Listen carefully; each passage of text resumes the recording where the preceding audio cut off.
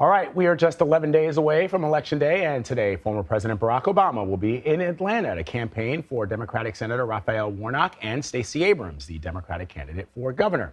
CBS News politics reporter Aaron Navarro has been following these midterm races for us, and he is here to discuss. Aaron, good to see you.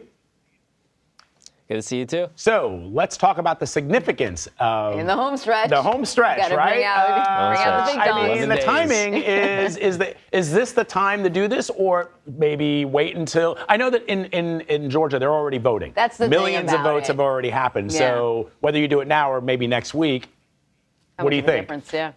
Yeah, I think that's the biggest thing. The former president's visits come right as early voting is underway in most of the country. And in the places he's going to, Michigan, Wisconsin, Georgia, Democrats will need every vote that they can get. And Obama's gravitas with young and black voters could help make sure those campaigns turn out their base. But I'd note the timing comes politically at a time where Republicans have either built momentum or kept these races very tight. In Georgia, Herschel Walker has seemed to ride out a good amount of stories and controversy regarding alleged abortions that he paid for, but that race remains tight. In Wisconsin, Republican Ron Johnson has built a slight lead against Democratic Lieutenant Governor Mandela Barnes, according to recent polls. So visits from the 44th president could be seen as more of a last-minute boost for Democrats, but also a way to curb any sense of Republican momentum going into November 8th. Yeah, well, Chuck Schumer just got caught on a hot mic talking about Georgia, saying we're going down. Yeah, that's right. Obviously, they're very concerned about how close at least that race is.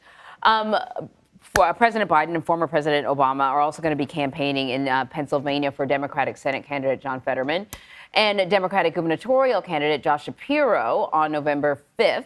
Why are they waiting 3 days before Election Day, though, when millions of people have already cast their ballots?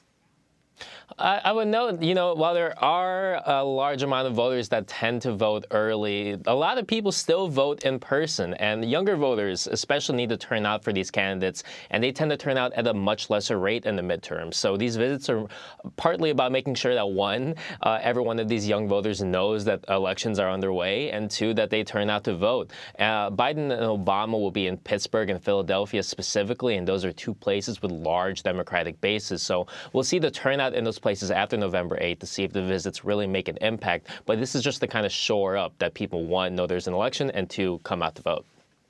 So the former president, Obama, is also endorsing Democrats. Wes Moore in Maryland's governor's race. Polls indicate that Moore is already favored to win, and historically the state does vote for Democrats, with the exception of a few Republican governors. So should former President Obama and Democrats be focusing on states where the party is more vulnerable, for example, Pennsylvania?